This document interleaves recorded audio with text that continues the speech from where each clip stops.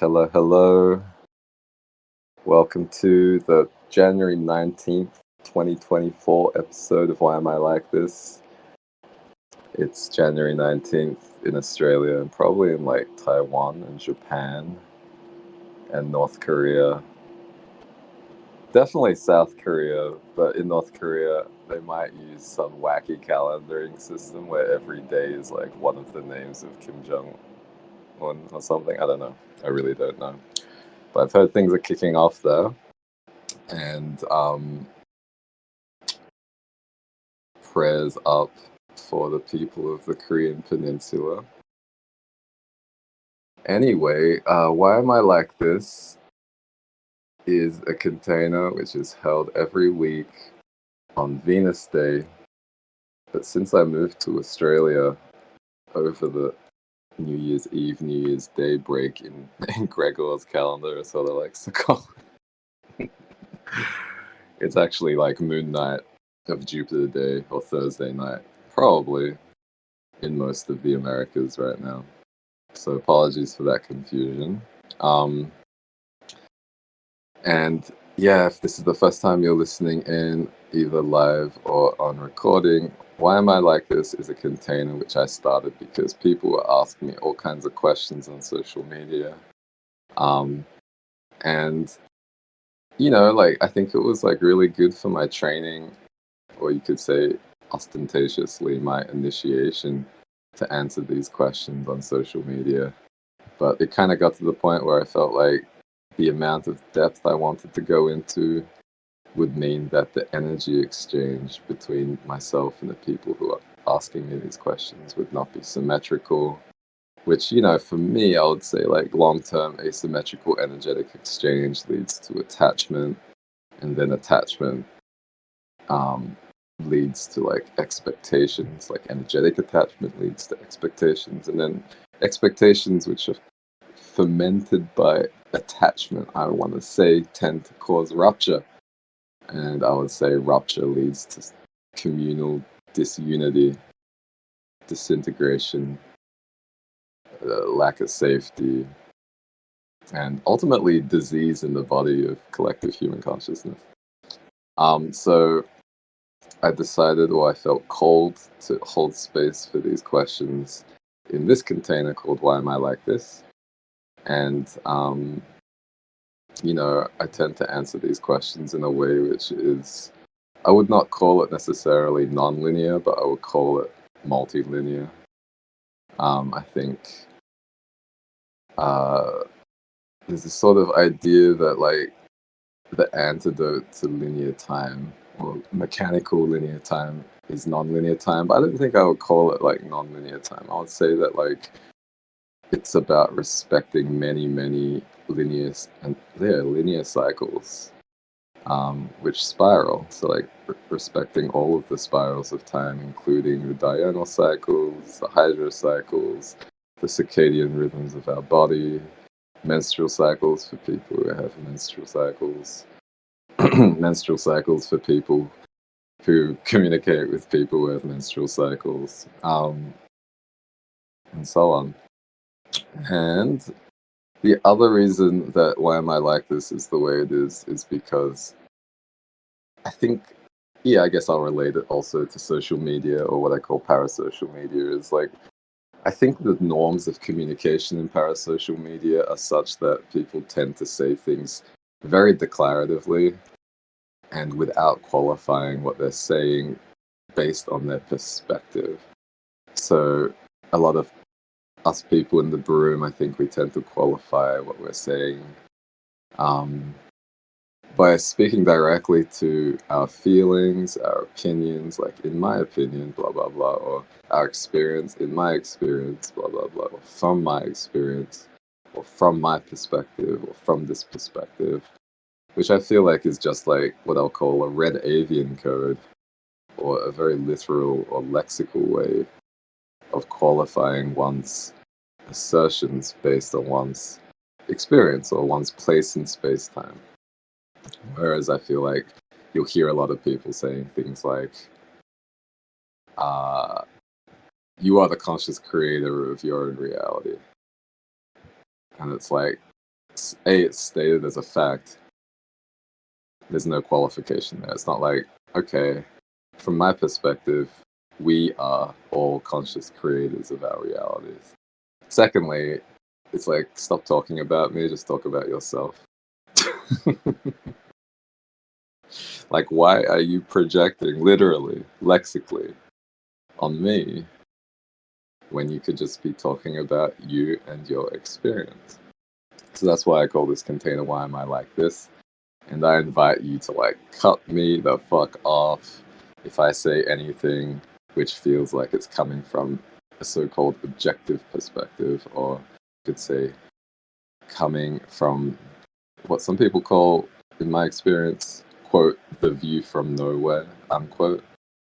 And it's my goal, I suppose, to answer all these questions from my perspective, or I should say, from my perspective of the perspectives of my lineages, or from the perspective of a vaster being that I call Nobu the Elder, which always makes me blush a little bit, or Red Star Green Cloud, or Sirius C, or the Heart Complex of Sekhmet.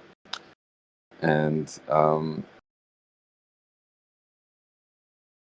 I guess I'm gonna like quote the question which I felt called to today.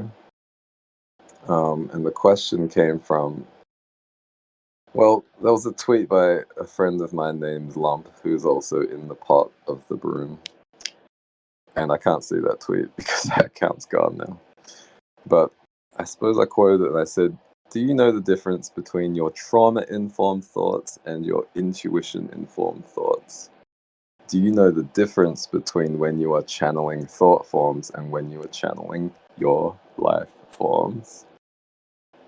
And then the question which I posed is, what is the difference to you between pure or channeled thoughts and compulsive thoughts?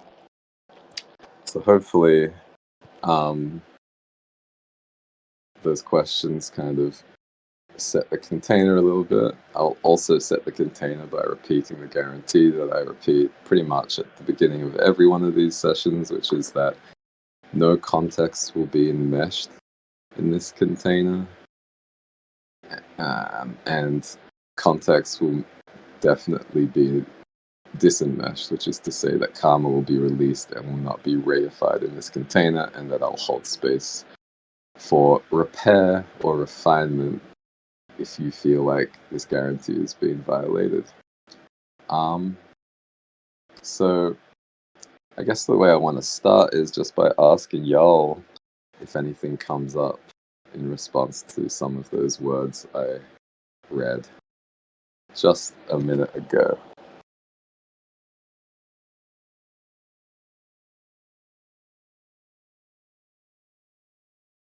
Ahmed Ali is typing. No pressure.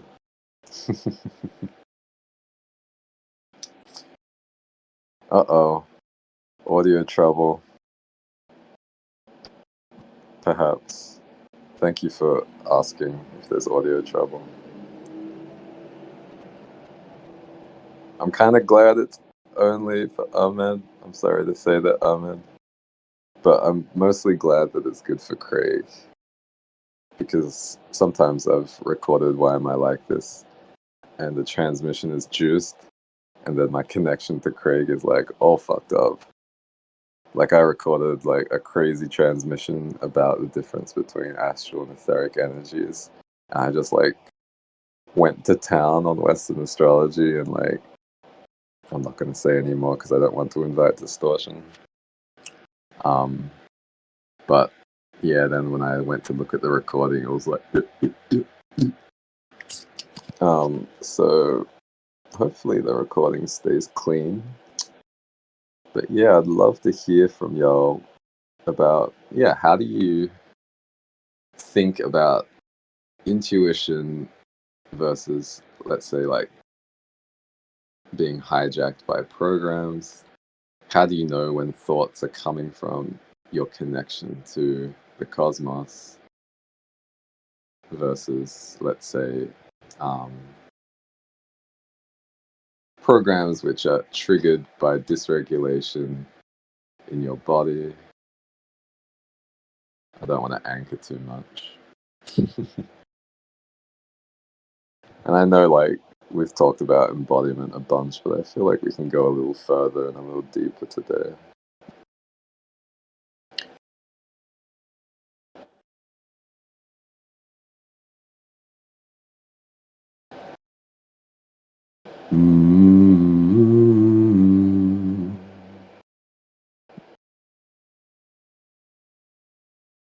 I thought I was going to transmit something, so I guess I am. I'll say I only allow what is for the cosmic time. I bring forth the light language from Sirius B or Kuan Yin on the topic of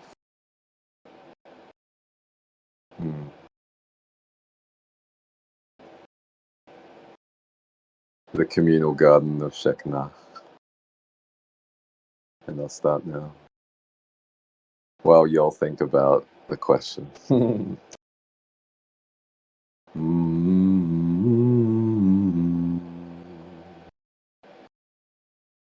Kana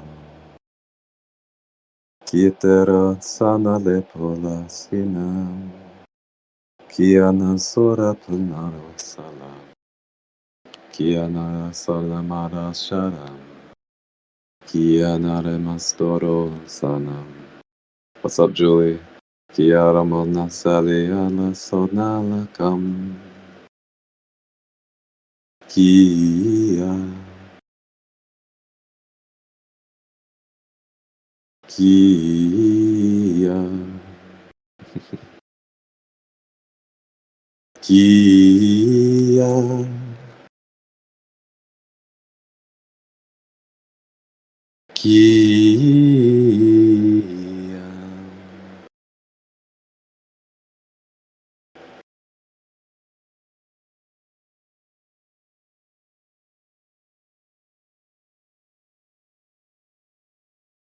Kiam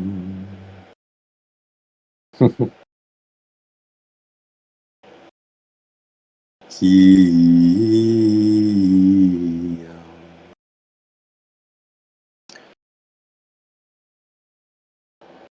Kura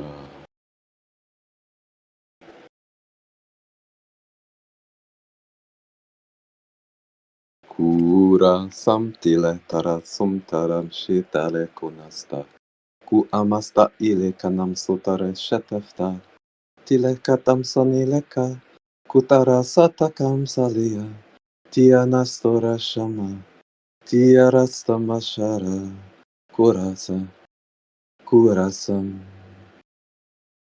Kurasamata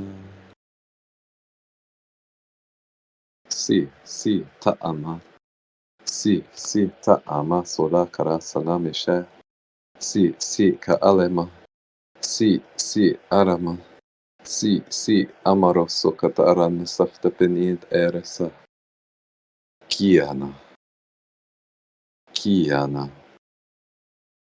Sa Kiana Moroanile ketiru Sa Kiana Mianali kare toro Sa Kiana Shmenera soltarashtikan Sa Kiana Liaremot anina Sa Kiana Kura patalakan stare Sa Kiana Morona katanama Sa Kiana Pura hanastare Sa Kiana Ile urukananandiste Ti Miaramuk Tiftimendere saftimit Ti Riaramuk Tiftimendere storakana Ti Iaramuk Alesiftimendere sa Ti Iaramuk Arab staftapadoroshten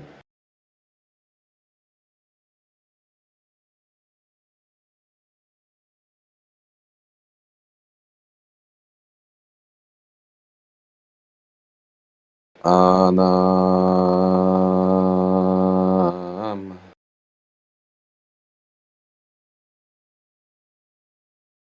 Anam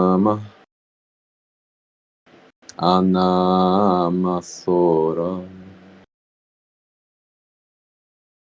Ana.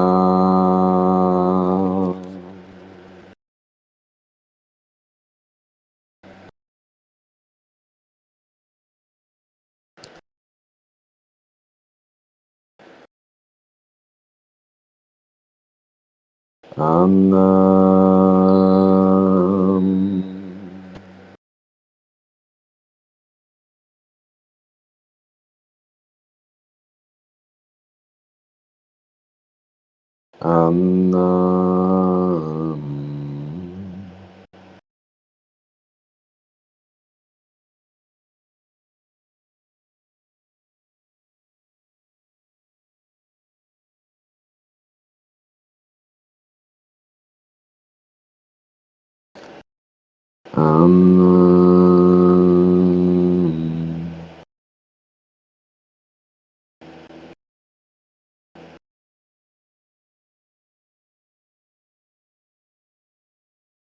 Anam.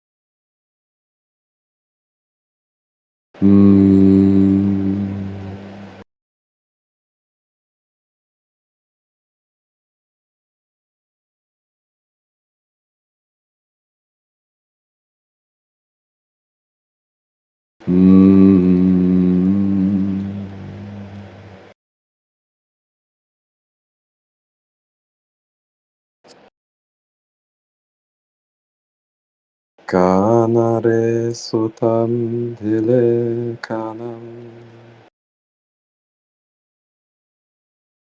tanaren salana corazón kiale matonane kiale anamosalan kiale manarosane mekane shela koya.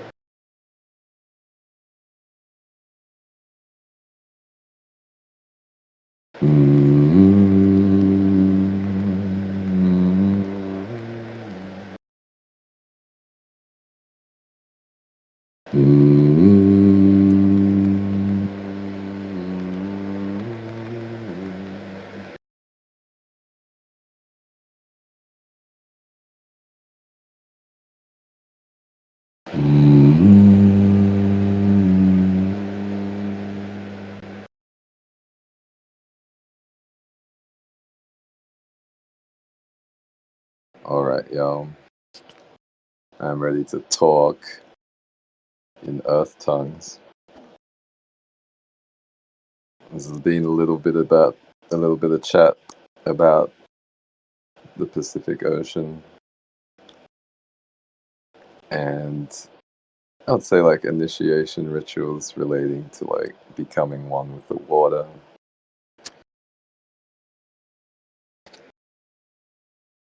I'm curious if anybody has any thoughts on the question at hand, which is like, how do you tell the difference between, let's say, like clean intuition and something which isn't clean intuition, or just like intrusive thoughts or inner monologue,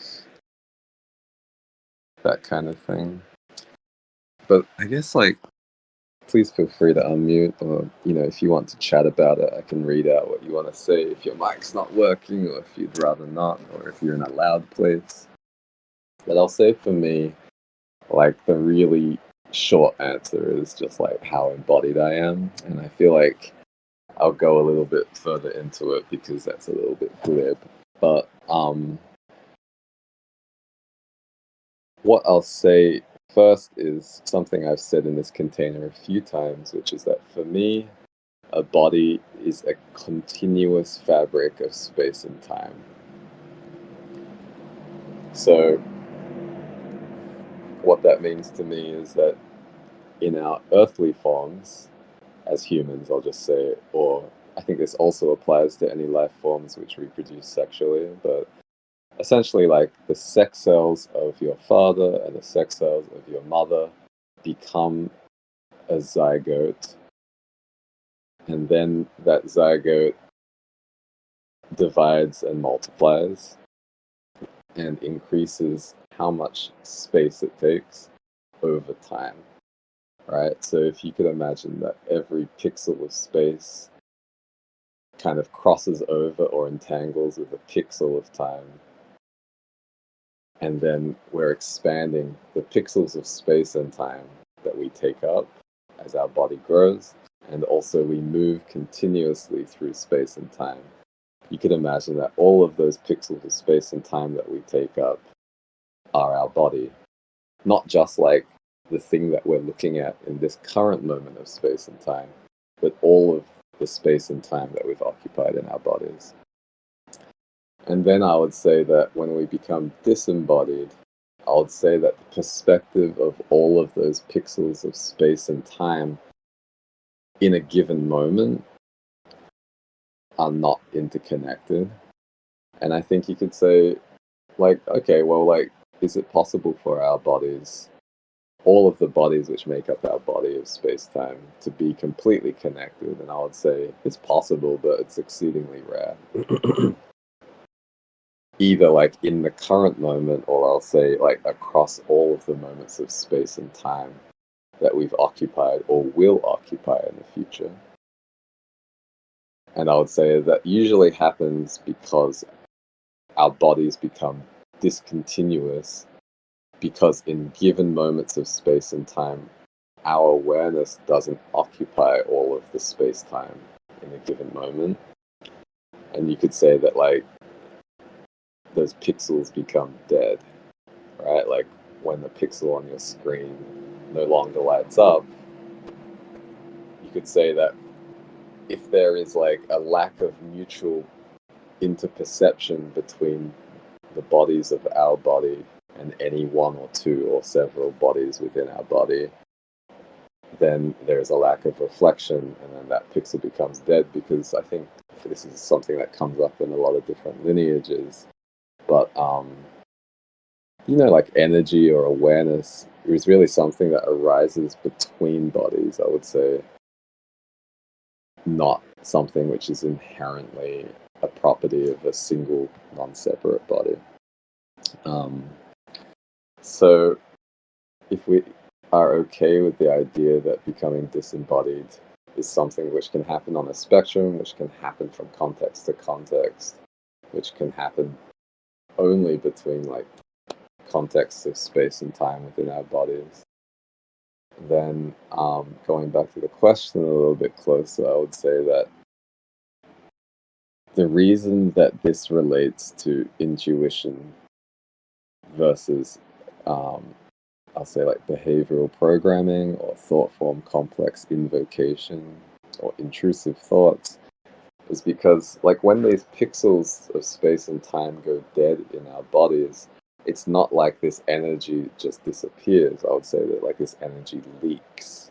So instead of lighting up this pixel of space and time, it's available. And usually, what happens with available energy is that it gets taken up by behavioral programs, or what my lineage is, from my perspective, call demons. And the reason that happens is because, demons are basically like mosquitoes, right? From my perspective. Like, they essentially feed off of the awareness of life forms because they are only thought forms. They don't generate energy, they don't live to create mechanisms which can become interperceptive and create awareness. So they're basically looking for opportunities to take the awareness of other beings.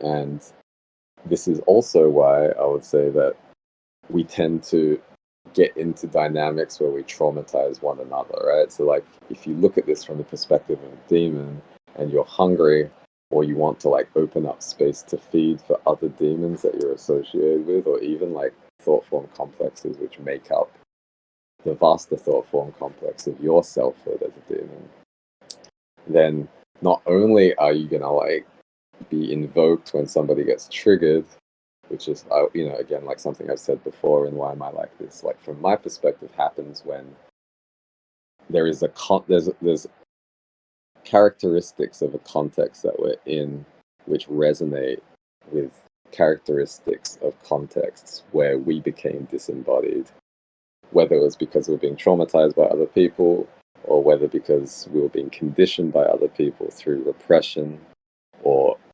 inaccurate projection of positive reinforcement.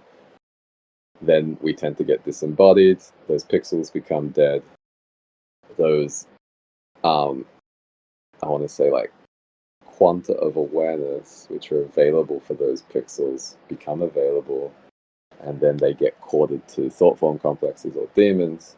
And then, fast forward, let's say 20 years, let's say if, like, originally we were told by a teacher that we were wrong about something, and then 20 years later somebody is responding to something we've said with, like, skepticism or even, like, outright derision, then I would say that we might get triggered, and then the demons which attach to the context in which we were traumatized 20 years ago are going to rise up.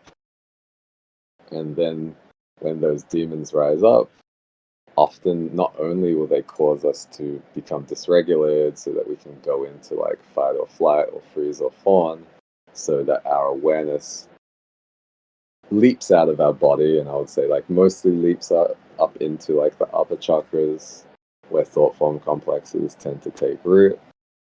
And then, like, in that moment, or in those moments of being disembodied, we're giving awareness to these thought form complexes, they're feeding.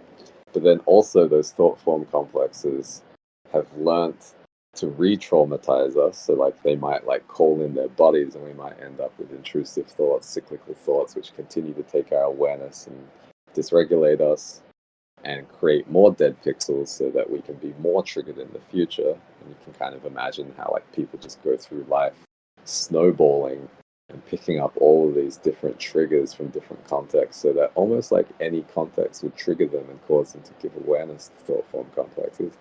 Not only does that happen, but I think probably all of us have experienced how when people become triggered, they will invoke thought forms that cause them to traumatize other people, or at least cause them to project inaccurately upon other people, um, like declaring perspectives which come from, like, a so-called objective perspective, or declaring perspectives that way which don't leave space for other people's perspectives.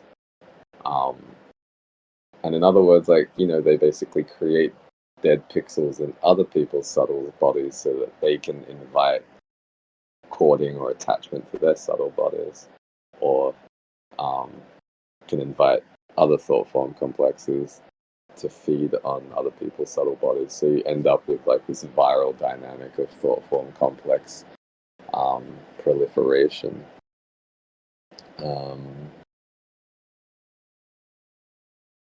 So that's how I would say like disembodiment relates to dynamics of channeling thought form complexes, which I would say make it very difficult for us to access clean intuition.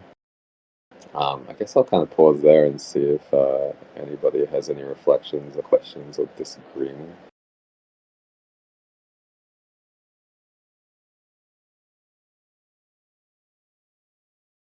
Um,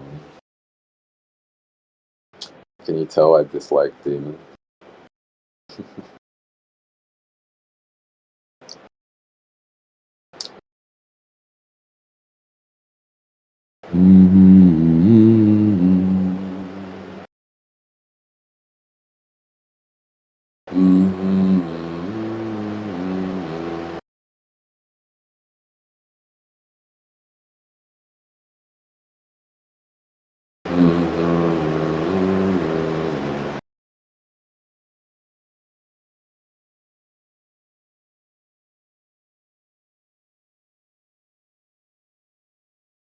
Whoever says yes, I can tell that you dislike demons. My channel is lit up currently.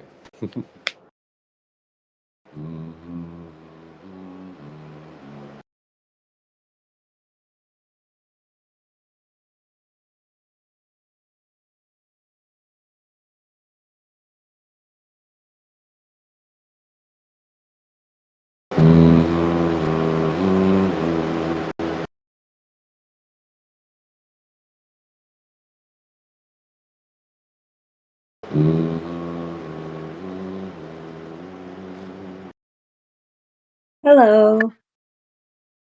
What's up? What's up? I was wondering if you could say more about um like I was really vibing with what you said regarding the example of how I guess the way that I understood it was like how as cells divide or something regarding like cell division and like Mm, this of awareness and like the connection between those two. Yeah, I was wondering if you could just build a bridge um from or to that, if it feels aligned. mm. Um, like the way in which like cell division causes like more space to be taken up, like bodies to grow, or like even more than that. I mean, I think like as I was asking that question, what was kind of coming through is like, yeah, like a bridge to what I was saying about how awareness can't really take place, at least like I would say in our realm, without separation between bodies, right? So I feel called to like quote a little bit from, some translation of the Tao Te Ching where they say first there was one, and then there were two, and then there were three, and then the three became the 10,000 things, right? So it's like if you have like one cell and that cell divides into two, you have two things. And then when those cells are mutually perceiving each other, you have three things, right? Like sometimes people say like of romantic relationships, it's like there's like me, and then there's you, and then there's us, and there's three things there. Um, but yeah, this is also the way that bodies grow, right? Like um, the cells become full enough so that they can produce what they need to in order to divide, so that those cells can become like somewhat independent of one another, and then because those cells are ingesting what I'll call like loosely food, and that food is being processed in ways that cause awareness to arise, or since we're talking about awareness as being somewhat abstract, you could say that um, I'd say like current arises in those cells, and then that current produces an electromagnetic field, and then the electromagnetic fields of two different cells can mingle and attune and harmonize, and then there is like an us, there is like a communication between those two things. And then I would say that like what I want to call awareness can arise. There is like projection, and then there's reception, and then there's response as projection.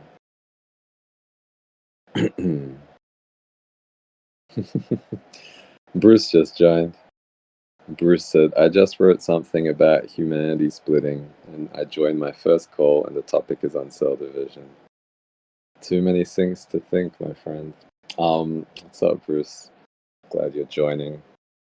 I don't know if like you've listened to recordings of Why Am I Like This before, but I rather explicitly say that I hold a container, or I open a portal so that I can channel my vaster self, and I reference the heart complex of Sekhmet or Sirius C as part of the Sirius star system. And I know you're very connected to Sirius as well, so I'm very curious to hear what you make of what comes through in this container. But we're talking about the difference between intuition and, I would just say, like behavioral programming. So, if you want to unmute, please feel free. If you just want to text, and I can read things out. But I guess like where I wanted to go, did I answer your question okay, before I move on?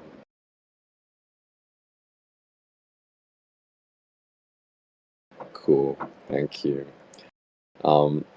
So yeah, I guess I wanted to talk about, or I wanted to build upon a point I made earlier about disembodiment being not like black and white or like binary, right? Like when I would say like we're never completely disembodied, except when we die, and I would say like it's pretty much like nobody is like completely embodied in any moment.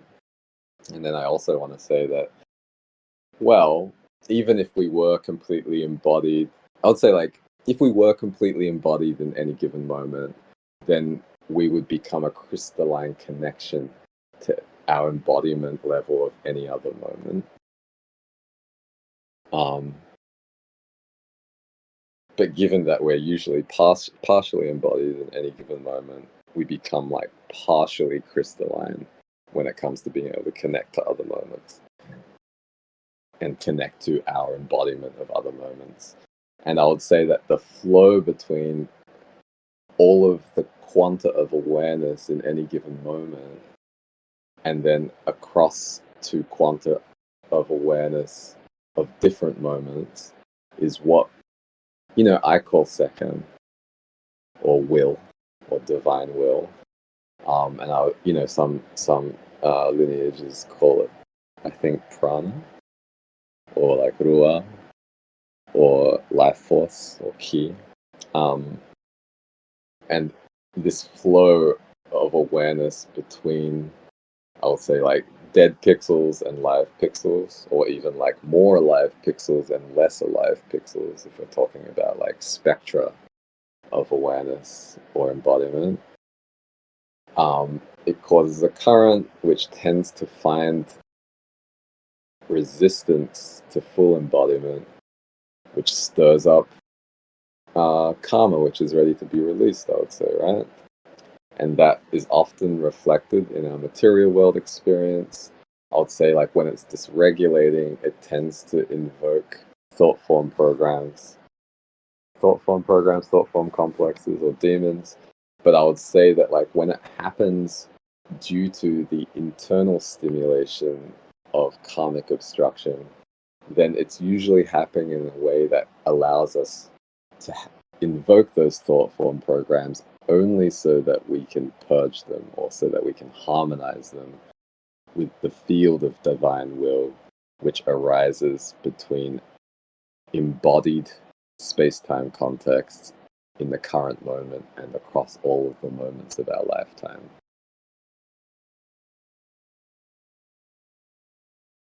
So I feel like expanding the parametric space between like, okay, is it intuition or is it programming?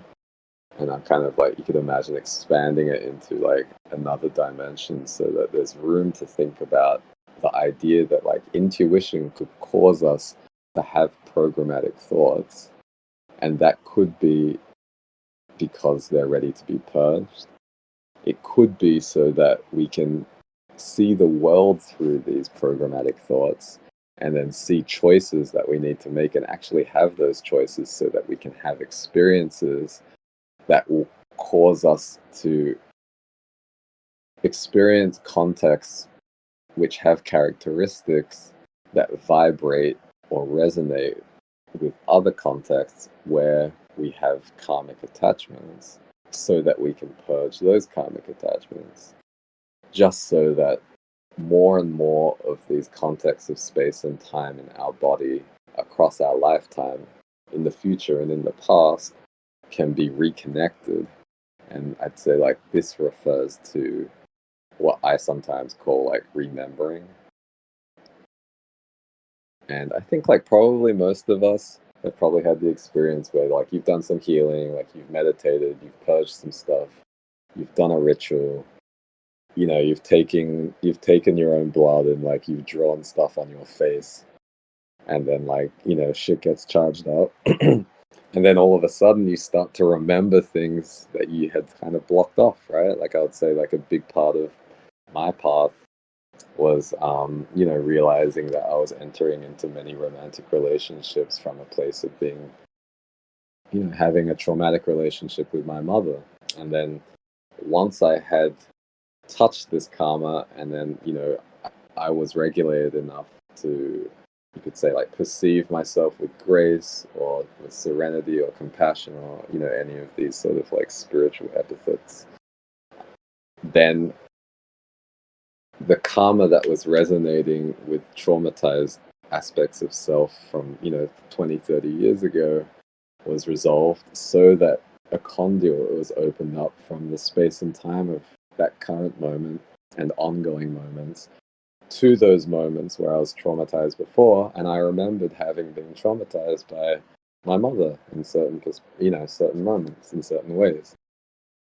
So it's like both, I would say, like on a metaphysical level, remembering, because different members of my body, like different bodies of my body across time, within space and across time, are literally like becoming reacquainted with one another. They're becoming members of the same body again. So there's like the metaphysical um,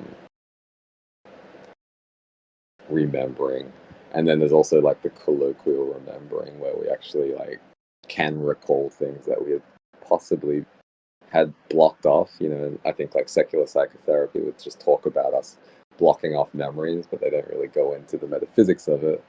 And, you know, for some reason, I feel called to go into, sometimes in excruciating detail, like the metaphysics of what is happening with regard to space and time, possibly so that one day we can use machines, because I think like what we're talking about is like technology, right? It's applicable. Like you don't have to go sit down with somebody for $180 every week so they can listen to you talk and make soothing sounds in their expensive and well decorated offices. But maybe, you know, we can do healing in a way which is much more scalable and much more accessible to people who can't either afford to go spend $180 with somebody who went to a crusty school and has like, you know, a title which accords with like their qualification as a secular psychotherapist. Or maybe like some of us just can't stand to do that because it would seem like a gross injustice. Um, but I want to kind of go back to the question a little bit and also hold space for people. I'll read out some stuff from the chat. But says, the pixel thing is really painting a picture for me. Pun intended? I don't know. Is that a pun? I don't know. Because that's exactly how I sense it to a degree. Where it feels like part of my awareness has gone limp. Oh, I love that. or like has deactivated with regard to or regarding being disembodied and usually triggered. Pun always intended.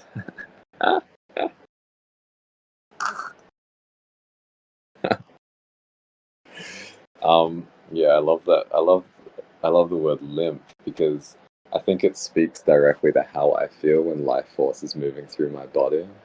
And I think it also speaks to like, what people call like fajin and like internal martial arts. Like with internal martial arts, like you're not just like looking at like your sifu and saying, like, okay, like he's punching like this, like his fist comes forward and then his other fist comes and like it touches his hip, and then like, his fist comes back and then the other fist goes forward. Like it's really about like cultivating these internal mechanisms which cause spirals to open up in the body, and then that kind of creates this sense of like aliveness, which like I kind of think about, or I'll say, like, to give credit to one of my teachers who's actually in Sydney now, I think. um Never put that connection together totally, but I don't know.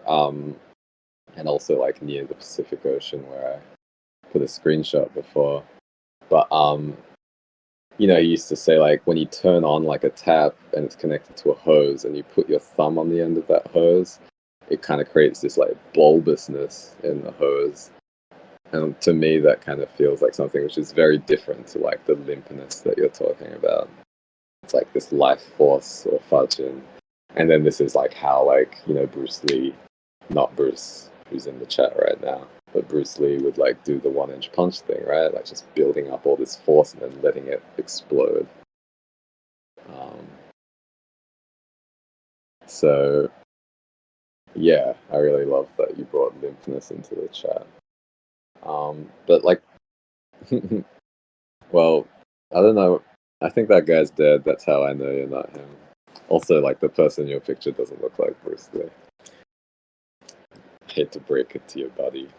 Um, but yeah, to connect back to the question, which is the subject or the topic of this container, why am I talking about embodiment and disembodiment so much? Well, like a couple of months ago, I posted a picture on social media which kind of like inverted the way that we look at the world.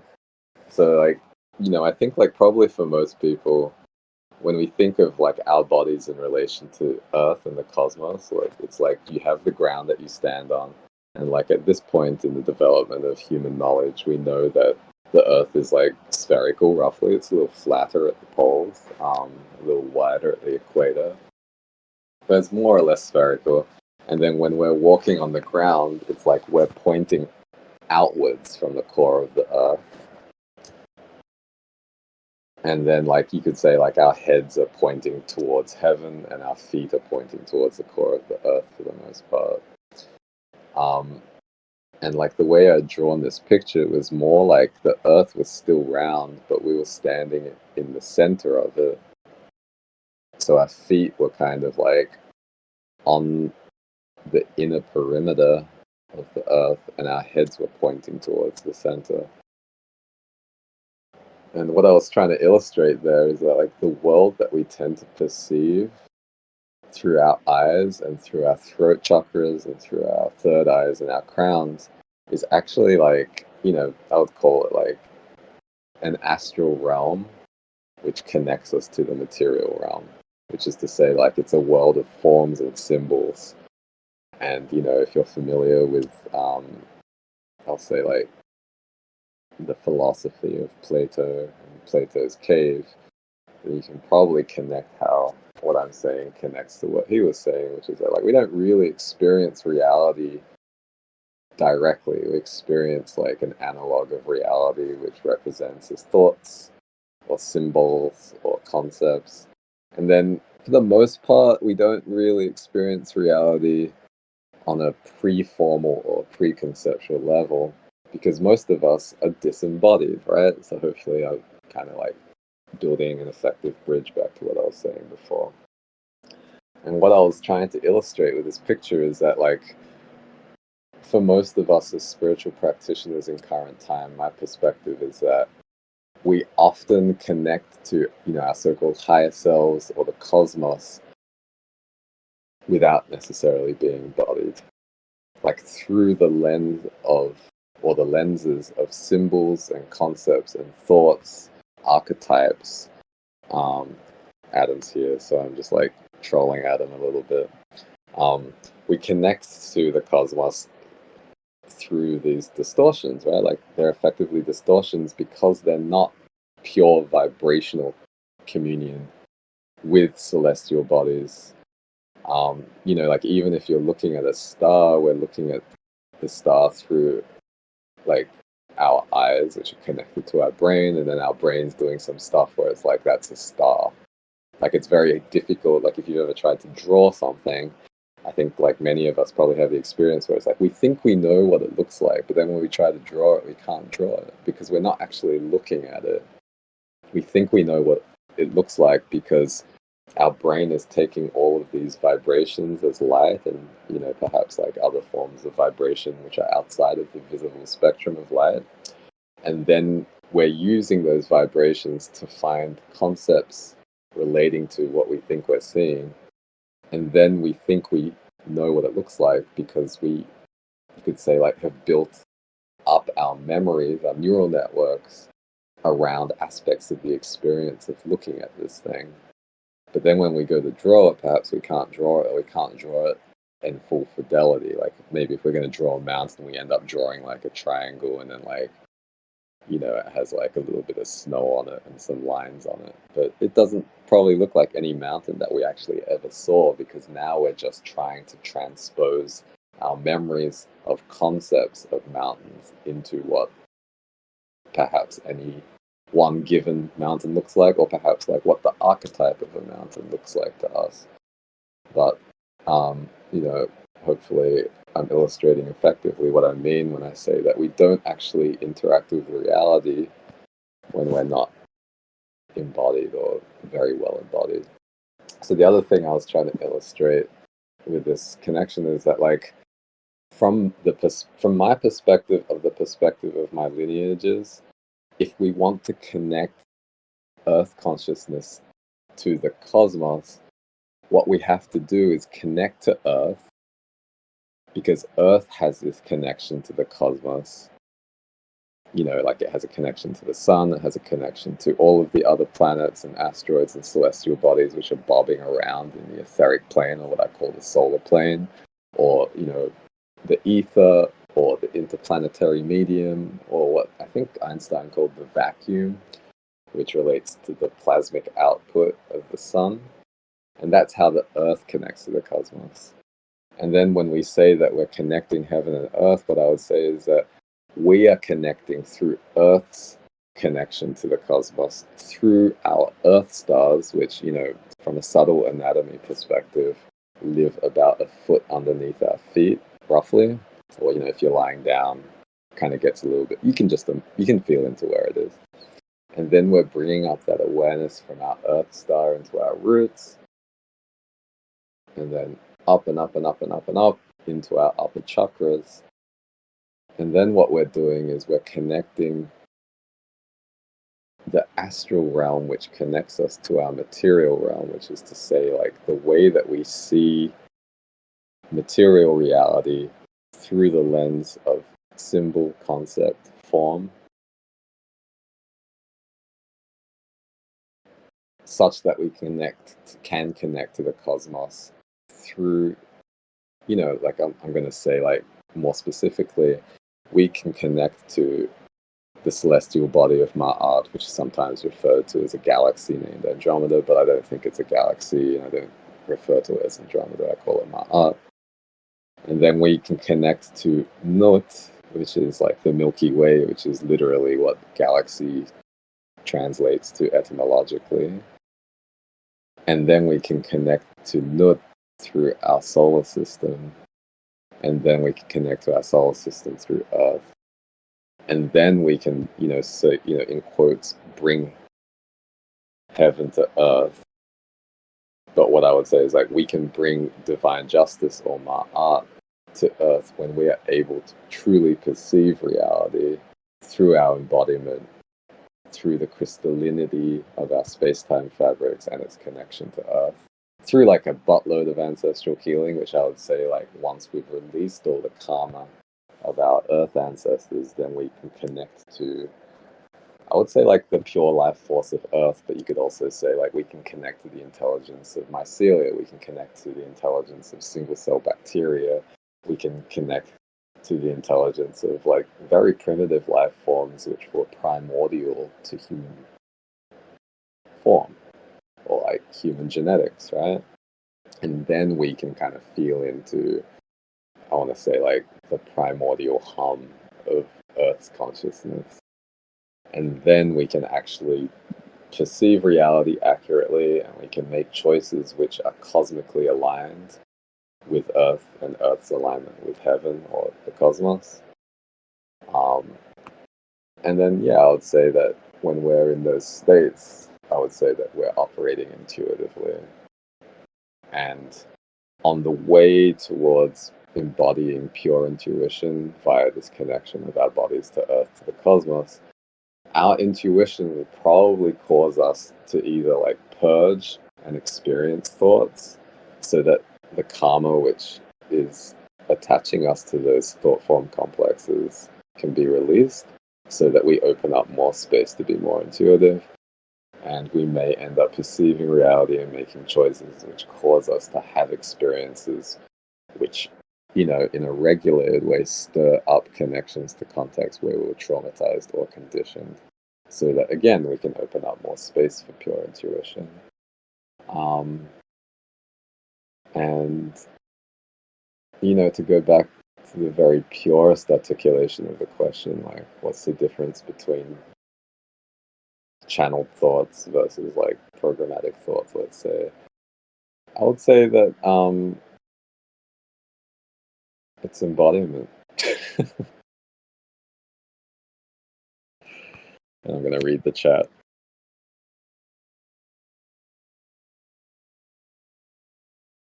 Ahmed says debatable. Do you want to say more about what's debatable? But it says it just started raining really hard. Adam said troll away. We're going to troll away about archetypes forever, because I think the one thing that we agree upon is that we need archetypes, right? Like, humans are, like, you could say, exquisitely evolved to, like, produce and process and interact through archetypes, and, like, singing and music and art and even, like, some literature is, like, very beautiful, and I think it can help us to create those contexts where we can do healing work, right? But I think we both agree that archetypes need to be updated, because many of the ways that archetypes are defined with respect to other archetypes, if we, like, believe that there is no semantic baselessness, right? Like, so the semantics which relate to all, like, symbols or signifiers are built upon, like, other signifieds or signifiers. But yeah, I think in current time, these, like, semiotic networks are more or less constructed pretty well to continue to, like, harvest awareness from life forms and to keep people in thought forms, right? So, like, if you go into, like, a debate which happens, like, lexically, you'll see, like, a lot of people using a lot of big words to gesture at, like, some really vast concepts. And then, like, maybe some people are listening and they're crawling these concepts with their brain, and, like, the whole time they're just giving awareness to thought form complexes. And I would say a lot of the time the debates get pretty heated, which leads to, like, more disembodiment. And, like, while all of this is happening, yeah, I'd say, like, thought forms are winning, life forms are losing. But it says, first of all, connect to Earth, Ashe. Tale says, wow, I've thought about this before. The trees as the first and the last to see the light of the sun and all the celestial bodies, not bypassing this earth plane. I fucking love that. And I know, I actually pasted, like, a video that you posted, Tale, about, like, where you were just doing some qigong, and I was like, I'm curious if anybody in the room feels like, because I felt like you were using a lot of, like, moving a lot of energy in that video.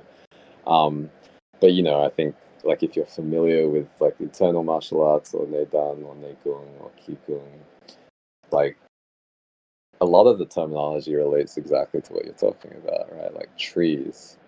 It's like the idea of like wuji, which is like without limit, refers literally to um, a tree without a top, and like I think there's all kinds of like Chinese proverbs around how like the tree which is tall and straight gets knocked over by the wind, but the tree which is like gnarled and like bendy um, manages to stand. I mean, we can also talk about how trees need to be like very well rooted so that they can grow really high and vast. And also, I think I quoted that Chinese proverb wrong. It's like the tree which is tall and straight ends up being made into planks. It's so tall and straight, but the twisted tree ends up being able to live and contribute to the ecosystem, which itself is a part of. Julie said, I experienced this realization for the first time in 2021, and the way I'm articulating it is February 2021 for Bruce. Adam says, baked into the cake, a cake that is body. Yes, you're literally drawing them, I'm thinking thought form complexes, them in the more you engage in related topics they have stakes in and events. 100. I don't know why Julie's saying me short and gay, but Bruce says, I love that tree analogy. Tall and straight made into planks. Twisted live longer and contribute more to the ecosystem. Yeah. Short and gay. Oh, not tall and straight. Thank you.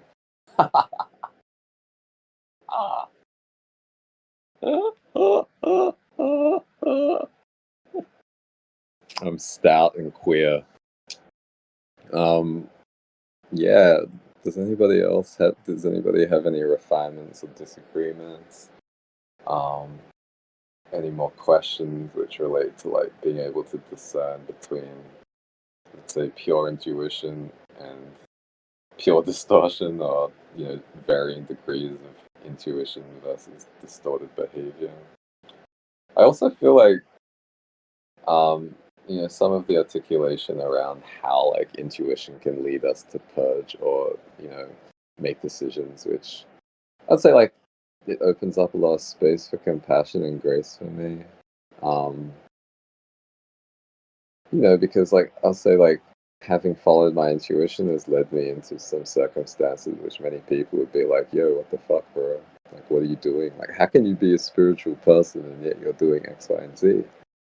But, I think that the idea that there's like one way of being spiritual and that it looks a certain way, like Om Mani Padme Hum, I think is like super egregoric.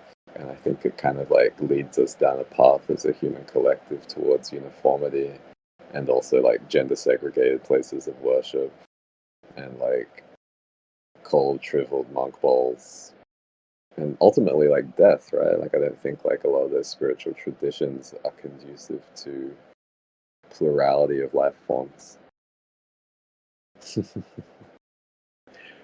I don't know if you've seen this before, Tello, but like some of the words that my matrilineal ancestors use to describe food relate to like the tastelessness of monk bowls.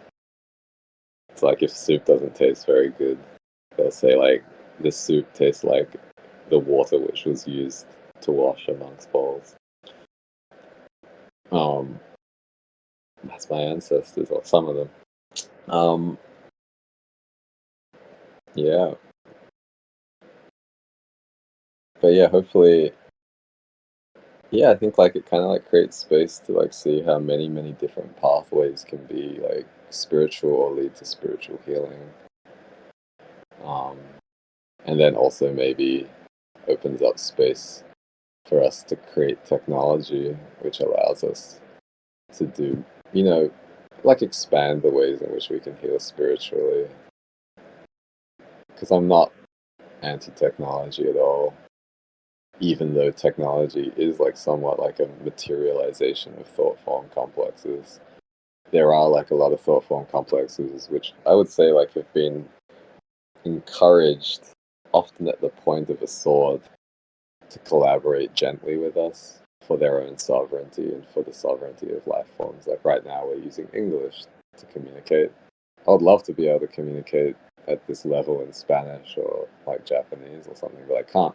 But like, English is an example of like a thought form complex, which I'd say we can use in order to manifest cosmic timelines.